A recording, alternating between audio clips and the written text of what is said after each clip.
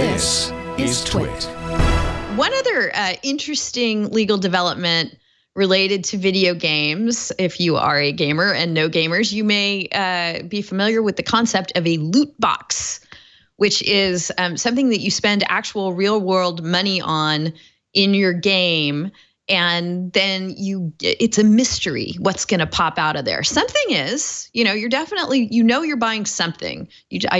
I don't believe there are any games out there. Who knows? I mean, I could be wrong, but it seems like the game developers would know that if they're charging people for something and they presented an empty loot box, that could be problematic. So you're definitely getting something out of it, but you could get some really great goodies or helpful items in the game, or you could get some more sort of generic bland stuff. So there's an aspect of gambling to purchasing these loot boxes. You may be getting something great, you may be getting something not so great, but you're getting something.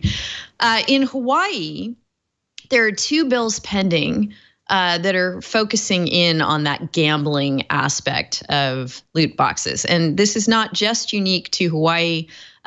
There's some similar lawmaking impetus going on in the state of, I believe it's Indiana and Washington State. But specifically in Hawaii, we have actual laws that are pending and may be enacted.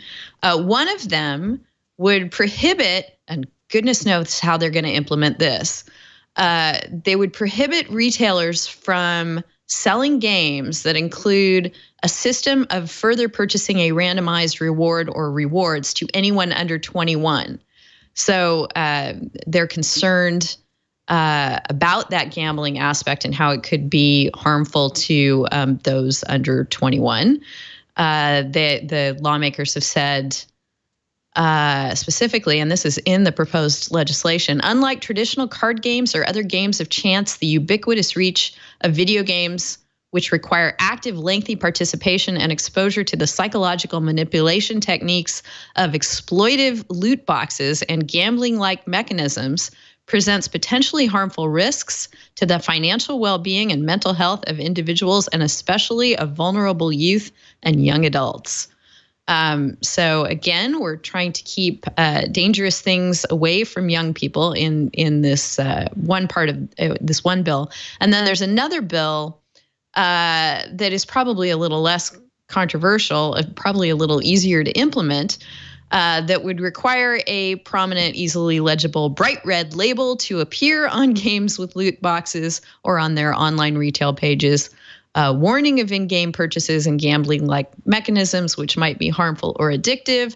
And then finally, they're also concerned that the odds of winning be disclosed. And again, that one strikes me at winning what exactly? Is the axe more valuable than the frog or whatever it might be? Absolutely. Always. Yes. You think the axe is more valuable than the frog? I don't know. It could be one. Is it a magical? Pretty kick-ass frog. Could be a magical axe too. It could be, or just a really wimpy axe. Anyway, Yeah. So this is all going on in Hawaii, and if you're a gamer, and the thought of not being able to buy your $5 loot box or whatever, unless you're a certain age or unless the odds have been disclosed to you, might be something you're concerned about. Matt, what do you think? I think it's all illegal already. So you look at RICO, you look at the 2006 the Wire Act and the 2006 Internet Gambling Act, and they define gambling as the risking of something of value for an uncertain event. So if you're paying for the loot and then it's an uncertain event, it's already gambling under the law. There's private right of actions under RICO that you can bring under this. And it seems like any AUSA could bring a criminal RICO charge against the operators of these games. So I guess I don't know why, if it's that big of a deal. The other thing is that the states, they're protecting their interests. They offer, they sell lotto tickets. So I'm not very sympathetic to them creating laws that protect their own business, which is clearly already bad for people. So I think the states it's a hard line for any time that they get involved in gambling, and